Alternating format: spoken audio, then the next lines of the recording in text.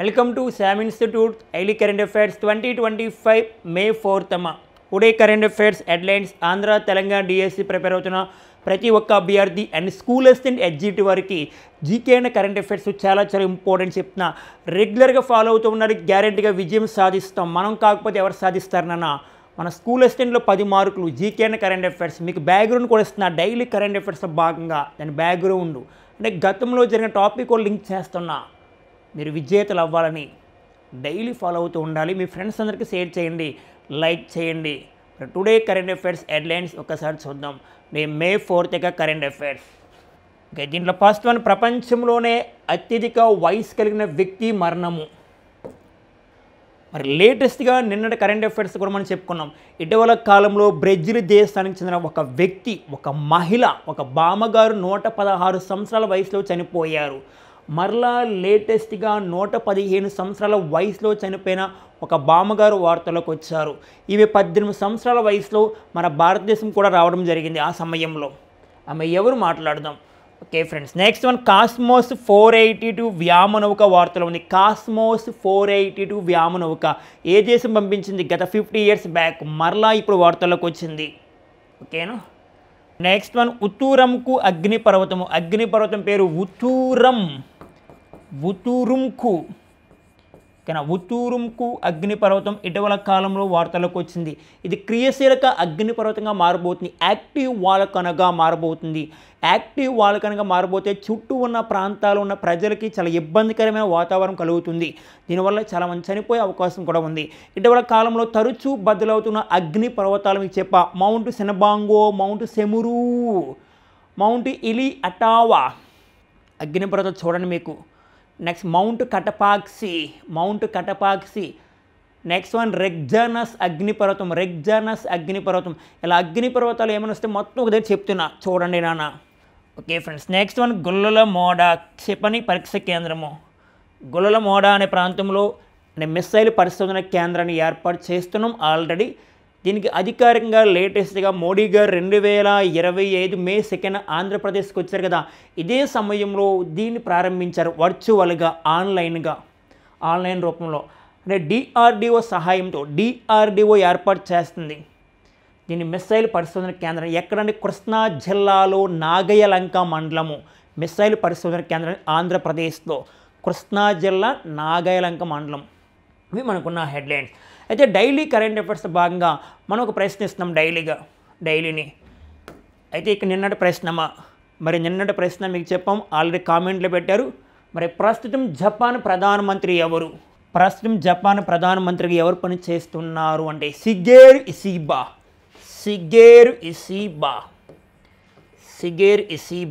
మరి షిగేరు ఇషిబా జపాన్కి 102వ ప్రధాని, 102.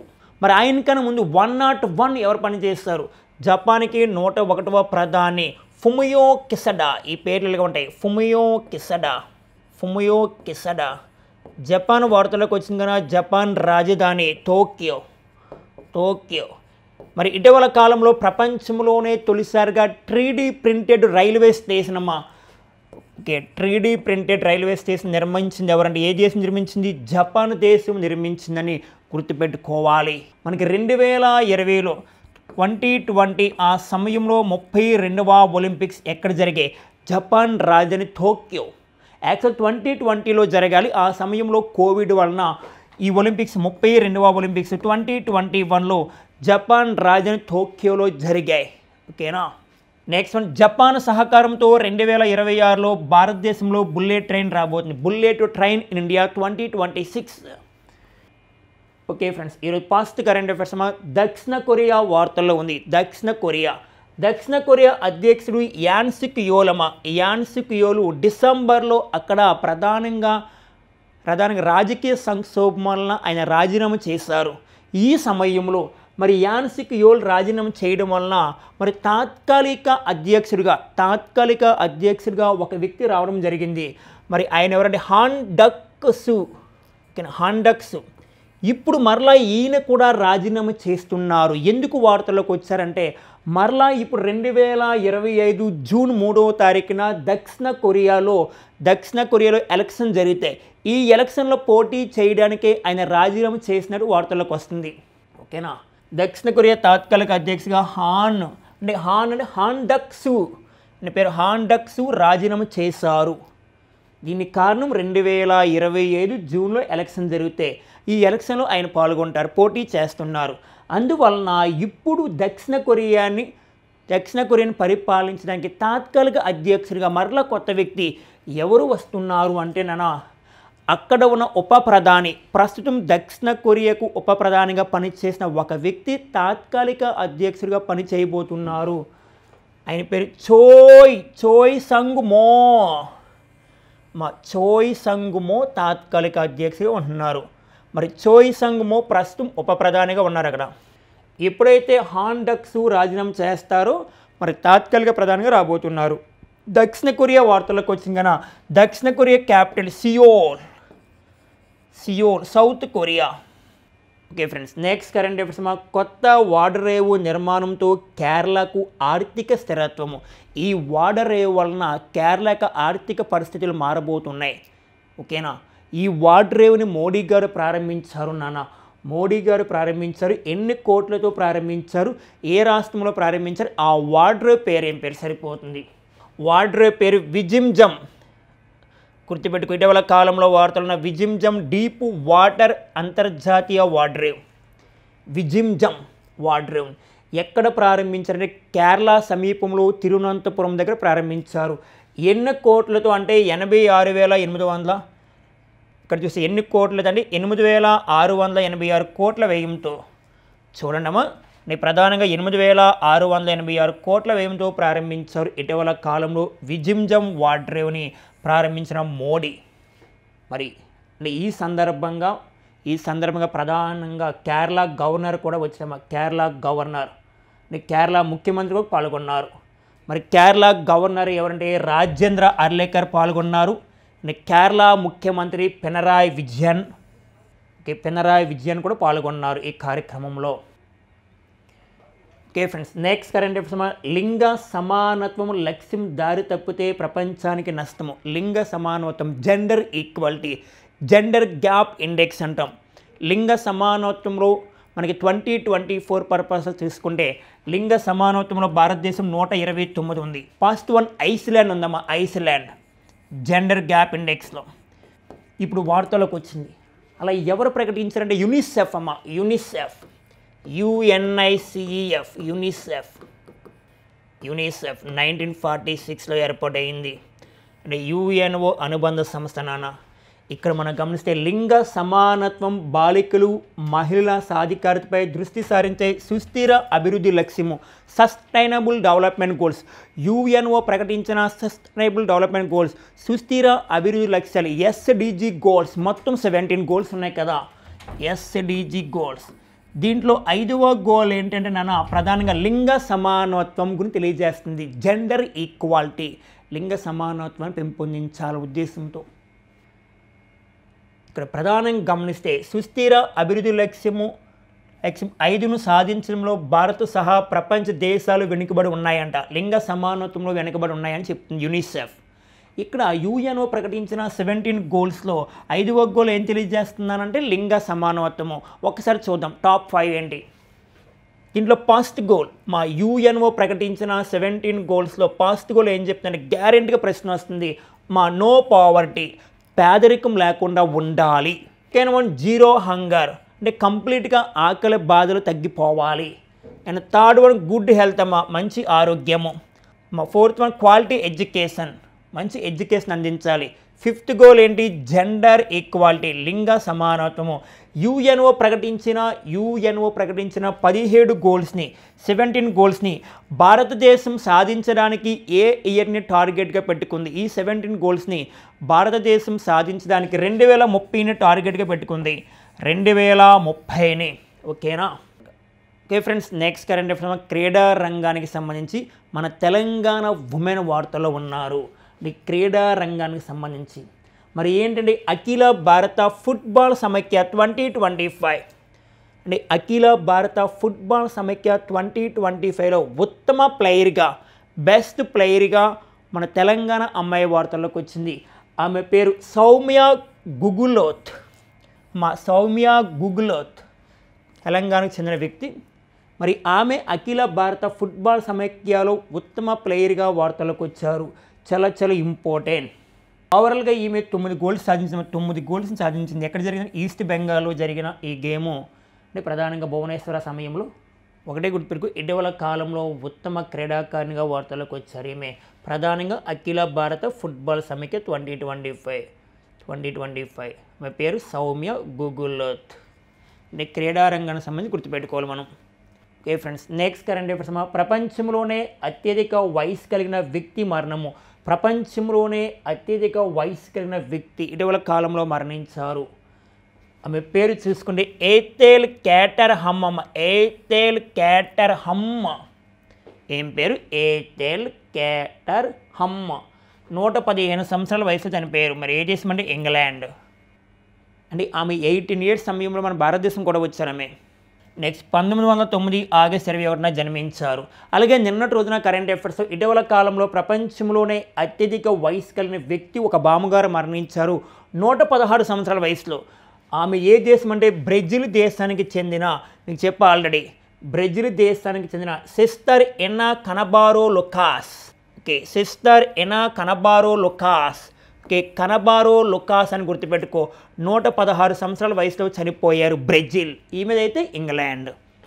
Okay friends, next current affairs. Kosmos 482 వ్యామనౌక. మరి ఇది దాదాపుగా 1972 ఆ సమయంలో దీన్ని ప్రయోగించారు. ఎందుకు అంటే వీనస్ అంటే శుక్రుడిపై పరిశోధనల కోసం రష్యా ప్రయోగించింది 1972. దీన్ని పంపించిన రాకెట్ కొన్ని కారణాల వలన, అక్కడ టెక్నాలజీ ప్రాబ్లం వలన, అది సాంకేతిక ప్రభావం వలన ఆగిపోయింది. ఈ సమయంలో అది తిరిగి రాలేదు భూమిపైకి. ఇప్పుడు మరలా భూమిపైకి తిరిగి వస్తుంది. మరి ఈ వ్యామనౌక, ఆ వ్యామనౌక పేరు కాస్మోస్ 482. మరి 50 సంవత్సరాల తర్వాత మరలా భూవాతావరణంలో తిరిగి రానుంది. భూవాతావరణంలోకి తిరిగి వస్తుందంట. ఒకటే గుర్తుపెట్టుకో, అంటే ఇటీవల కాలంలో వార్తలో ఉన్న కాస్మోస్ 482 వ్యామనౌక ఏ దేశం అంటే మనకి రష్యా. దేనిపైన పరిశోధన చేసి పంపించారమ్మా అంటే శుక్రుడిపై పరిశోధనల కోసం. ఎప్పుడు? 1972 ఆ సమయంలో. Okay friends, next current affairs. Uturuncu అగ్నిపర్వతం. ఓకేనా, ఉత్తూరుంకు అగ్నిపర్వతం ఇది ఒక క్రియాశీలక అగ్నిపర్వతంగా రానున్న కాలంలో మారబోతుంది. అగ్నిపర్వతాలు చాలా ఉంటాయి. అంటే క్రియాశీలక యాక్టివ్ వాల్కనగా మారితే తరచూ బద్దలవుతూ ఉంటుంది. ఎప్పుడు తరచూ బద్దలవుతూ ఉంటే చుట్టూ ఉన్న ప్రాంతాల వారికి, చుట్టూ ఉన్న ప్రజలకి ఇబ్బందికరమైన వాతావరణం కలుగుతుంది. ఓకేనా. మరి ఏ దేశం అంటే బొలీవియా దేశం. ఇటీవల కాలంలో వార్తలో ఉన్న ఉత్తూరుంకు అగ్నిపర్వతం ఏ దేశం అంటే బొలీవియా ఏ ఖండంలో ఉంది నాన్న అంటే దక్షిణ అమెరికా ఖండం. ఈ ఉత్తూరుంకు అగ్నిపర్వతంకు మరొక పేరే నాన్న జాంబీ అగ్నిపర్వతం కూడా అంటారు. జాంబీ అగ్నిపర్వతం అంటే గుర్తు రావాల్సిన బొలీవియా. ఓకే, ఇటీవల కాలంలో తరచూ బద్దలవుతున్న అగ్నిపర్వతం ఒకసారి చూడండి, ఒకసారి మీ నోట్స్లో ఉంటాయి నాన్న. Okay friends, next current affairs. Operation హక్ మరి ఎవరు ప్రారంభించారు? CBI, central bureau of investigation వారు ప్రారంభించారు. ప్రారంభించింది ఆపరేషన్ హక్కు. ఇటీవల కాలంలో వార్తల్లోకి వచ్చింది. ఎవరు ప్రారంభించారు? సిబిఐ. దాని ముఖ్య ఉద్దేశం ఏంటి? సరిపోతుంది. దాని ముఖ్య ఉద్దేశం ఆన్లైన్లో చిన్నారులపై దాడి చేసే సైబర్ నెట్వర్క్ తొలగింపు. ఆన్లైన్లో చిన్నారుల యొక్క అశ్లీల చిత్రాలను ప్రదర్శించడము, ఆన్లైన్ మోసాలు ఎక్కువ జరుగుతున్నాయి. చిన్నారులపైన ఎక్కువ అటాక్ చేస్తున్నారమ్మా. ప్రధానంగా చిన్నారులను టార్గెట్ చేసి వారికి చిత్రాలని దాంట్లో ఆన్లైన్లో చూపించడము బ్లాక్మెయిల్ చేయడం జరుగుతుంది. అలాంటి వారు ఎవరైనా ఉంటే వాటిని అరికట్టడానికి సిబిఐ వారు ప్రారంభించిన ఒక ఆపరేషన్ హక్. సిబిఐ 1963లో వచ్చింది. దీనికి ప్రధాన కార్యాలయం న్యూఢిల్లీ. మరి ప్రస్తుతం సిబిఐ డైరెక్టర్ జనరల్గా ఎవరు పనిచేస్తున్నారు నానంటే ప్రవీణ్ సూడ్ గారు పనిచేస్తున్నారు. సిబిఐ డైరెక్టర్ జనరల్గా ప్రవీణ్ సూడ్. సిబిఐ గతంలో ఆపరేషన్ చక్ర 2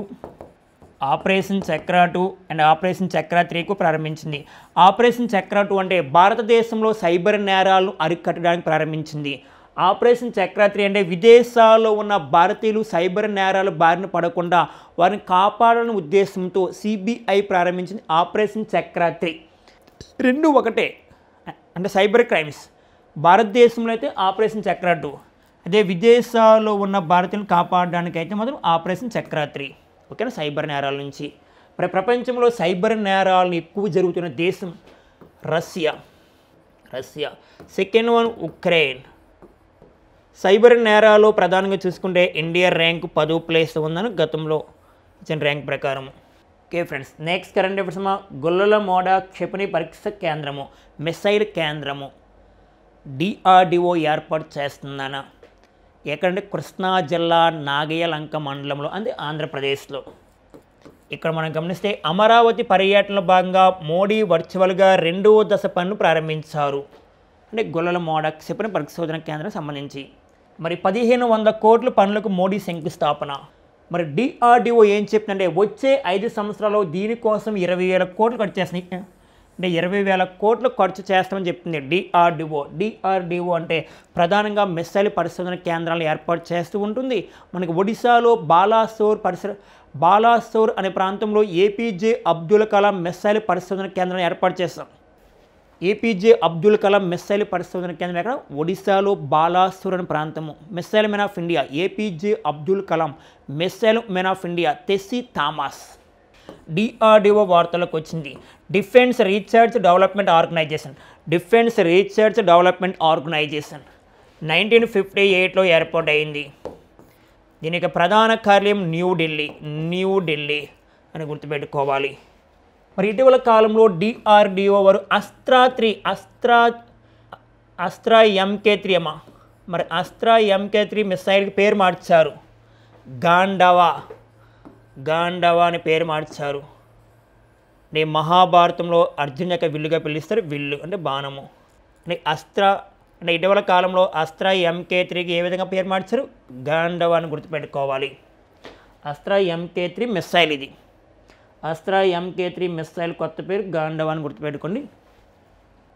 ఓకే ఫ్రెండ్స్, ఇటీవల కాలంలో కరెంట్ అఫైర్స్ అనేది ఎలా చూడాలంటే డైలీ రెగ్యులర్గా ఫాలో అవుతూ ఉండాలి, దాని బ్యాక్గ్రౌండ్ చూస్తూ ఉండాలి. గతంలో జరిగింది కూడా మనం లింక్ చేసుకుంటే చాలా ప్లస్ అవుతుంది. అయితే డైలీ కరెంట్ అఫైర్స్ భాగంగా మనం ప్రతిరోజు ఒక ప్రశ్న ఇస్తున్నాం. మరి ఆ ప్రశ్న చూద్దాం. ఇక్కడ మనం గమనిస్తే రేపటి ప్రశ్న. మరి ఇటీవల కాలంలో వైఎస్ఆర్ లా నేస్తం పేరును ఏ విధంగా పేరు మార్చారు? మీరు కామెంట్ బాక్స్లో పెట్టండి. అంటే ఆంధ్రప్రదేశ్లో పాత పేర్లు, కొత్త పేర్లు. ఇటీవల కాలంలో పాత పేర్లకి కొత్త పేర్లు పెట్టాం. పాత పేర్లన్నింటినీ మార్చాం. అలా వైఎస్ఆర్ లా నేస్తానికి ఏ విధంగా పేరు మార్చారు? కామెంట్ బాక్స్లో పెట్టండి. జగనన్న గోరుముద్ద పథకాన్ని ఏ విధంగా పేరు మార్చారు? ఇవన్నీ ఒకసారి చూడండి, కామెంట్లో పెట్టండి. Okay friends, all the best. మరి ఈరోజు ఉన్న కరెంట్ అఫైర్స్ మీ ఫ్రెండ్స్ అందరికీ షేర్ చేయండి, లైక్ చేయండి. All the best.